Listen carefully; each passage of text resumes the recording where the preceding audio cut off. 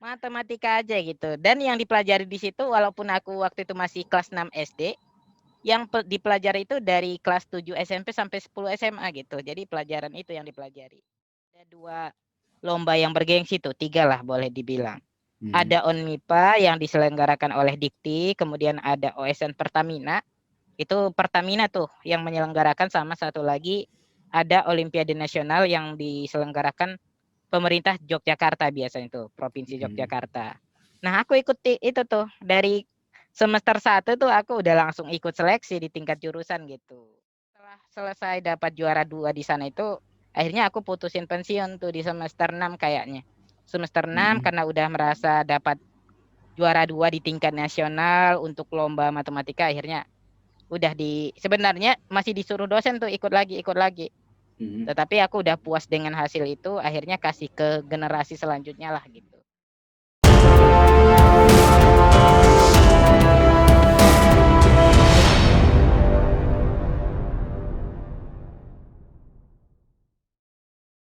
Menurutmu Riz, ya sepenting apa sih ikut organisasi dan ikut lomba-lomba, terutama lomba-lomba ini ya, untuk masa depan kita gitu, baik itu untuk nyari kerja maupun untuk mana tahu untuk lanjut sekolah. Sepenting apa sih ikut ini? Karena jujur aku pribadi waktu itu, waktu zaman kuliah, nggak terlalu berminat ikut lomba-lomba ini.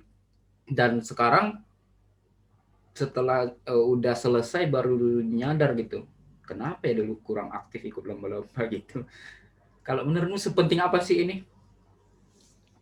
Jadi sebenarnya kalau kita kuliah itu IPK itu emang nggak nomor satu ya, maksudnya IPK itu sebagai kunci lah gitu. Karena kan perusahaan-perusahaan juga IPK harus 3,0 gitu. Jadi itu sebagai kunci aja. Nah, selain kita punya IPK yang lumayan juga, kalau misalkan kita dibarengin dengan sertifikat-sertifikat lomba tadi, itu bakalan bisa membantu kita gitu, membantu kita. Tetapi itu nggak cukup sih, nggak cukup. Jadi sertifikat lomba IPK itu nggak cukup. Tetapi harus dibarengin dengan skill juga. Kalau skill kan tidak mungkin kita latih tuh di akademik, nggak mungkin. Jadi skill itu Hmm. bisa kita latihnya itu di organisasi, entah itu tadi komunikasinya seperti apa, cara melobinya seperti apa gitu, cara berhubungan dengan orang lain seperti apa. Itu tuh selain kita punya sertifikat dan IPK tadi, ternyata ada yang lain gitu. Dan yang lain itu kita peroleh dari organisasi. Oh iya ya, ngerti ngerti. Berarti percuma kita pintar, percuma kita banyak sertifikat, percuma kita punya skill yang bagus kalau toh ternyata kita nggak bisa menyampaikannya ke orang, gitulah mungkin ya, kasarnya. Iya. Kita juga harus bisa menyampaikan ke orang, harus bisa manajemen orang gitu ya. Oke. Em, oke, setelah kuliah, waktu itu sempat nggak kepikiran untuk lanjut studi, atau memang pengennya ya udah setelah selesai kuliah ya udah pengen berkarir aja gitu, atau sempat Nah, kepikiran pengen lanjut waktu itu? sebenarnya di semester hampir ini sih, semester 8 ya, waktu sebelum sidang skripsi itu, dosen itu menawarin dapat beasiswa di Unpad gitu untuk S2. Hmm. Cuma aku rasa saat itu udah capek lah belajar mulu gitu dari SMP, kemudian kuliah gitu. Kalau lanjut harus belajar lagi, mikirin tesis segala macamnya gitu.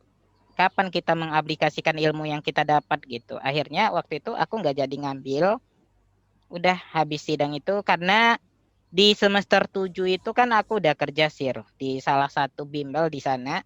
Hmm. Karena ada baru buka cabang dan aku diamanahi untuk memimpin cabang itu, akhirnya setelah kuliah pun aku masih di sana tuh setahun lagi gitu, nambah setahun lagi. Udah Hmm. nggak, pokoknya dari situ tuh aku nggak kepikiran untuk lanjut studi lagi saat itu gitu.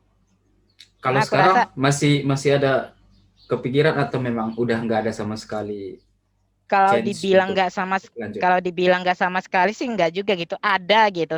Cuma kayaknya lebih besar untuk tidak gitu. Oh ya, lebih condong ke Ya, tidak ya sekarang ya. lebih condong ke tidak.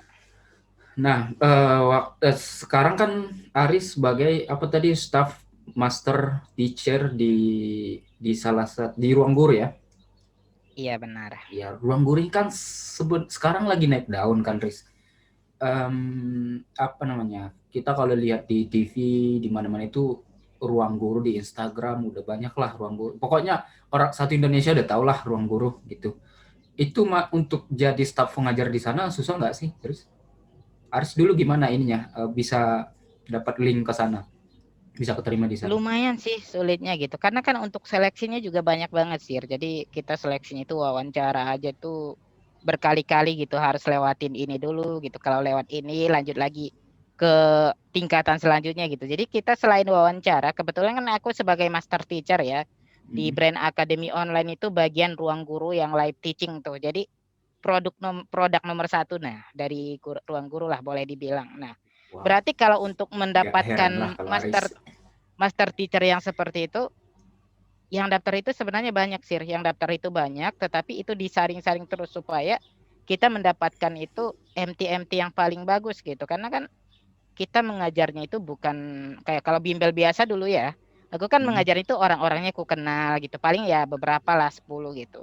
Kalau Hmm. di sini kita ngajarnya itu secara online, yang kita ajar itu kadang dalam satu kelas itu bisa 500 orang gitu. Wow, Dan kok banyak komunikasi Riz. dengan 500 orang itu nggak cukup dengan yang seperti bimbel biasa dulu gitu tuh.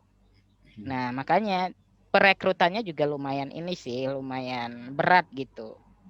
Itu Karena Riz, untuk kalau sorry potong Riz, kalau misalnya kita mau nyoba ke situ, misalnya sebagai tenaga pengajar matematika itu harus memang lulusan dari matematika atau siapa aja boleh nyoba ke bidang yang diinginkannya. sebenarnya siapa aja kalau ada kualifikasi kan biasanya ada ya, kualifikasinya itu ada gitu. Misalkan apakah lulusan dari pendidikan ataupun dari MIPA gitu. Kualifikasi Hmm. itu tetap ada karena itulah guna dari ijazah kita itu sebenarnya kebanyakan di perusahaan itu kan seperti itu sebagai jalan masuknya gitu. Tetapi kadang tidak menutup kemungkinan juga ketika kita melamar, kemudian mereka lihat dari kita, terus kita dari hasil wawancara kita segala macamnya kita dirasa bisa di sana, pasti Hmm. kita direkrut gitu. Kalau mau Cuma lihat kalau di informasinya kualifikasi itu kalau mau lihat di informasinya di mana, Riz? Langsung di laman langs ruangguru.com ya. ya langsung di sana aja. Nanti biasanya di sana itu akan diberikan apa ya lowongan-lowongan yang tersedia gitu. Tinggal kita kirimkan CV kita duluan. Kalau misalkan dipanggil, kita ikutin tahapan-tahapan rekrutmennya aja. Itu memang perekrutannya berkala atau bisa ngelamar kapan aja gitu atau mesti nunggu periodenya? Biasanya kalau di sini sih nggak berkala sih. Soalnya hampir tiap hari itu pasti ada lowongan-lowongan Oh, yang ini gitu, yang buka yang gitu, masuk. Hmm. yang masuk. Bagus banget berarti ya, Riz ya, di ruang guru ini sistemnya perekrutannya memang benar-benar direkrut ininya ya. Sistem perekrutannya memang bagus ya. Kayaknya nggak usah berlama-lama lagi ya, Riz ya. Kayaknya kita udah Iya iya. udah setengah jam lebih juga. Udah lumayan lah Hmm. informasinya juga udah lumayan. Kalau misalnya teman-teman ada yang tertarik pengen nanya-nanya lagi ke si Aris, nanti tinggal dihubungi aja. Mana tahu ada yang ditanya tentang ruang guru, tentang tips-tips, atau apapun lah. Nanti tanya ke Bang Aris saja gitu. Tapi sebelum kita tutup, Riz, mungkin ini ada beberapa pertanyaan jadi kan kami buat Q&A di Instagram. Ada yang nitipin pertanyaan nih ke Aris. Nggak usah lama-lama sih, Riz. Jawaban-jawaban singkat aja gitu. Nggak apa-apa ya, Riz ya. Masih ada waktu kan? Bentar lagi. Masih kok masih santai-santai. Masih Oke. ada beberapa menit lagi. Oke, yang pertama oh, pakai saudara. Menurut saudara, apa sih tantangan terberat menjadi mawapres dan apa motivasinya ingin menjadi mawapres? Oke, Mawapres. tadi nggak sempat kita bahas juga ya Hmm. Mawapresnya itu. Kalau Mawapres itu sebenarnya mahasiswa berprestasi ya, bukan Hmm. wakil presiden gitu. Mungkin Hmm. nanti ada yang salah arti itu saya luruskan tuh.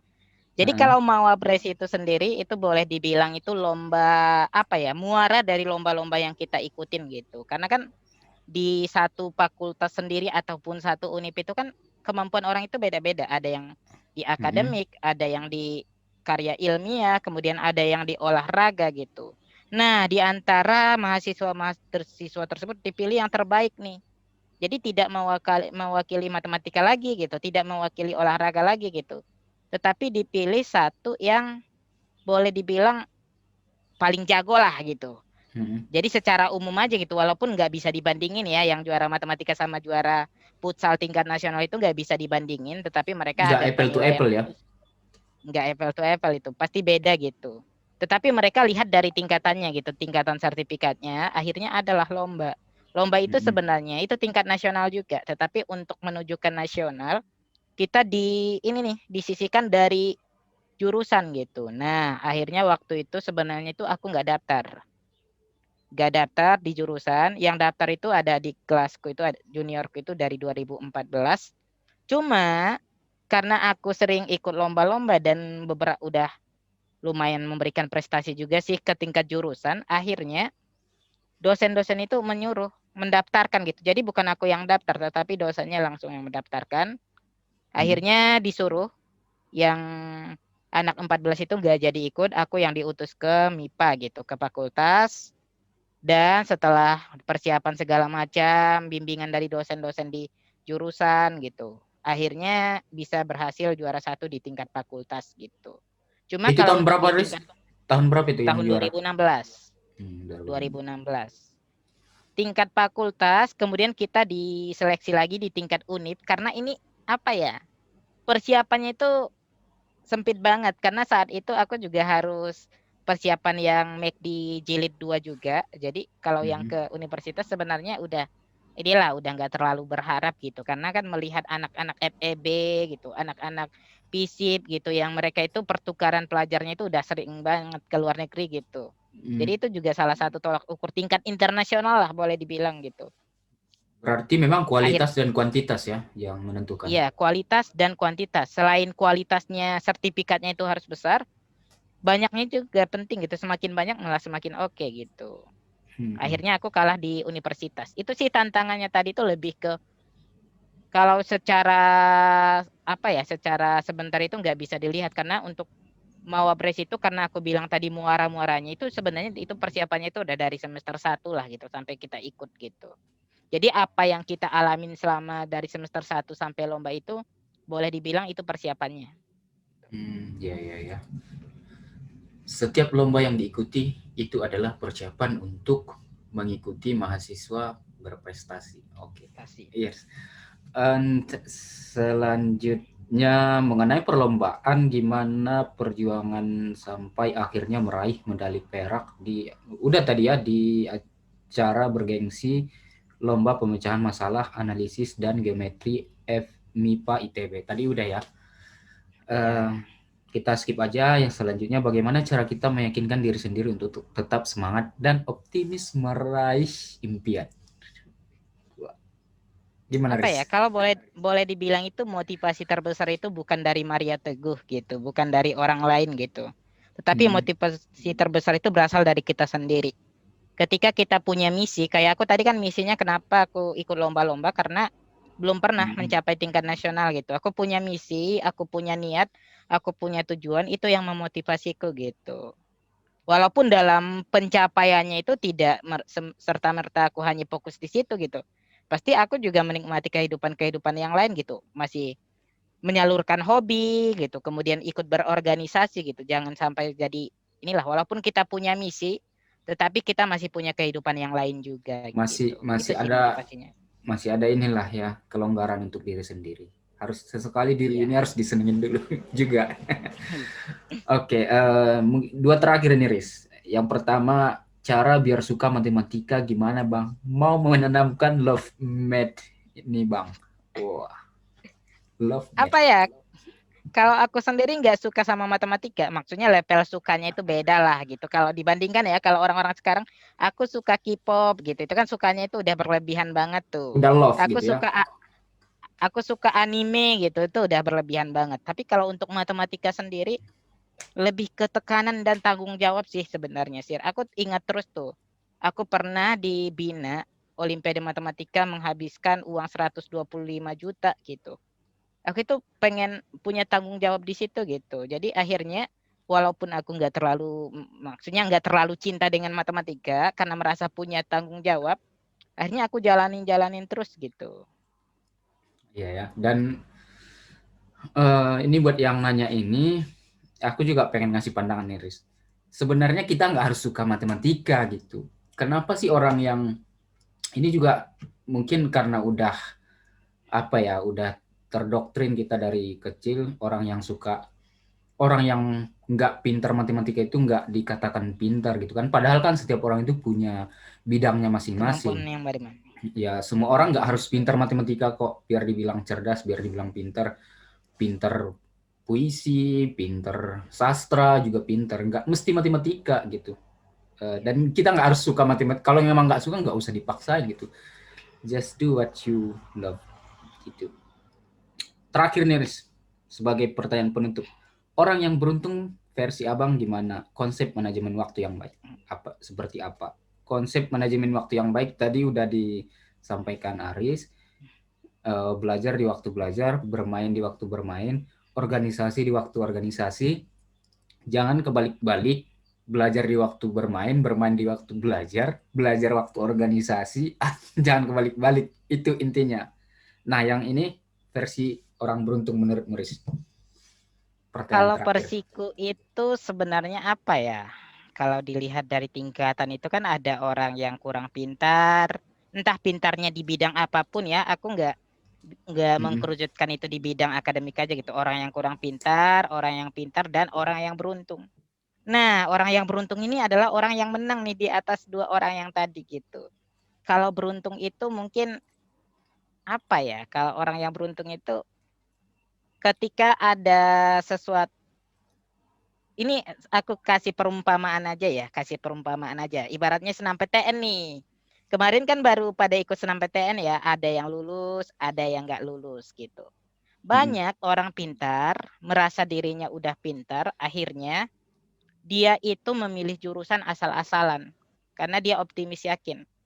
Akhirnya dia nggak masuk. Sementara ada orang yang kurang pintar memilih jurusan sesuai dengan kemampuannya, dia memilih universitas yang apa ya, bisa dilalui, bisa dituju, bisa di apa ya, bisa dilalui sama dia gitu, akan bisa dicapai gitu, akhirnya dia yang lolos gitu. Itu sih perumpamaan itu orang yang beruntung tuh gitu.